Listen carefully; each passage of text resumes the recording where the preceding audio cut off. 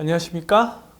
발기부전, 그 중에서도 발기부전의 수술적 치료인 팽창 임플란트 진료를 주로 보고 있는 비뇨기과 전문의 박성훈입니다.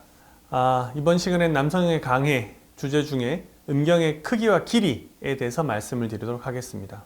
음경 내부에 발기가 되었을 때 이 크기를 주로 주관하는 조직이 뭐냐면 음경 해면체 내부의 평활근이라고 불리는 근육이에요. 해면체 조직이라고 보셔야 돼요. 이게 굉장히 부드러운 조직인데 혈액이 가면 얘가 쫙 늘어나서 발기가 되고 이제 혈액이 빠지면 얘가 쭉 축소해가지고 음경이 이제 사이즈가 줄어들게 되는데 이 평활근은 혈액 공급에 굉장히 민감해요. 혈액 공급이 잘 될 때는 잘 살아남아 있어가지고 거기서 크기도 잘 유지하고 하는데 혈액 공급이 잘 안 되는 상태가 돼버리면은 음경 크기가 줄어들게 돼요.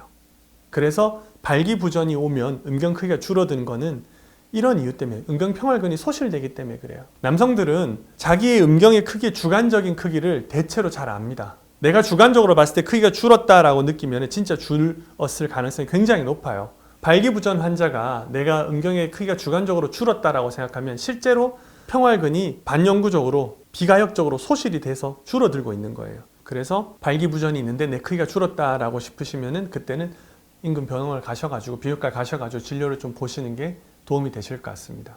실제로 이제 음경의 크기를 늘리는 수술들이 있어요. 그럴 때 팽창 임플란트도 그런 방법 중에 하나고 제가 하는 브라질에 있는 이제 파울로 에지디오라는 의사가 여기 음경의 크기를 늘리는 거에 굉장히 이제 적극적인 아주 굉장히 공격적으로 수술하는 의사예요. 이 사람은 해면체를 조각조각 내가지고 좀 늘리는 슬라이딩 기술이라는 테크닉이라는 거를 개발했었어요. 이 슬라이딩 테크닉을 했을 때 맥시멈 2.5cm까지 길어질 수 있다고 돼 있어요. 그래서 이 사람이 처음에 이 기술을 발표했을 때 굉장히 비판적인 시각으로 얘기하는 사람 많았어요. 1인치 2.5cm를 해봐야 이 정도밖에 안 되는데 그거 하자고 그렇게 어려운 위험한 수술을 해야 돼? 라고 질문하는 사람들이 많았어요. 그런데 이 슬라이딩 테크닉을 그럼 제가 수술을 하느냐? 안 해요. 이 슬라이딩 테크닉은 수술하는 의사에게는 굉장히 도전해보고 싶게 만들어요. 왜? 어려운 수술이니까. 내가 이것도 할 수 있어. 이렇게 보여주고 싶게 만들어요. 그런데 저는 이 방법을 안 했어요. 왜냐하면은 새로 나온 거기도 하고 해면체에 어마어마하게 많은 조작을 가해야 돼요. 해면체하고 요도를 분리시키고 그 다음에 해면체를 찢어가지고 늘려야 되고 이런 과정들을 거치는데 제가 안 했던 이유는 이렇게 새로 나오는 기술들은 우리가 알지 못하는 문제점들이 있을 수 있어요. 그렇기 때문에 저는 좀 기다려 봤었어요. 아니나 다를까 이 슬라이딩 테크닉을 받았던 환자들 중에서 적게는 10명 중에 2명, 많게는 10명 중에 5명 가까이가 귀두가 괴사하는 일이 생긴 거예요. 귀두가 괴사하면 괴사해서 사라져 버리는 거거든요. 그럼 그걸로 끝나는 게 아니에요.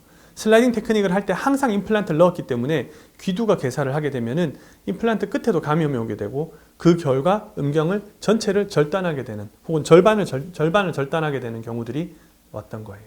그러니까 2.5cm 늘리겠다고 그 수술법 했다가 환자가 그 고생을 하게 된다 그러면은 그거는 저는 받아들일 수 없는 결과라고 생각해서 슬라이딩 테크닉을 시도하지 않았고 지금도 여전히 하지 않고 있습니다. 현재는 저뿐만 아니고 전 세계적으로도 대부분의 의사들이 이제는 더 이상 하지 않는 수술법이 됐어요. 음경의 사이즈는 남자한테는 사실은 심보라 같아요. 나의 남성성하고 직결되는 부분이기 때문에 크기가 중요하지 않다라는 사람은 제가 거의 못 봤어요. 뭐 자연스럽게 사이즈가 나오게 해주세요라고 하지만 그렇다고 줄여달라는 얘기는 아니거든요. 줄어든다면 누가 좋아하겠어요.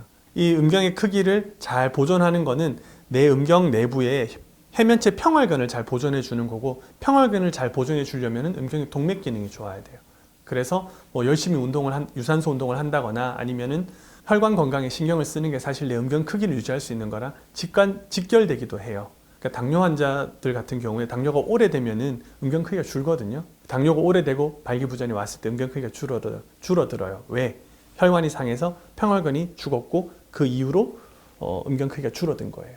이럴 경우에는 비가역적인 크기의 손실이 옵니다.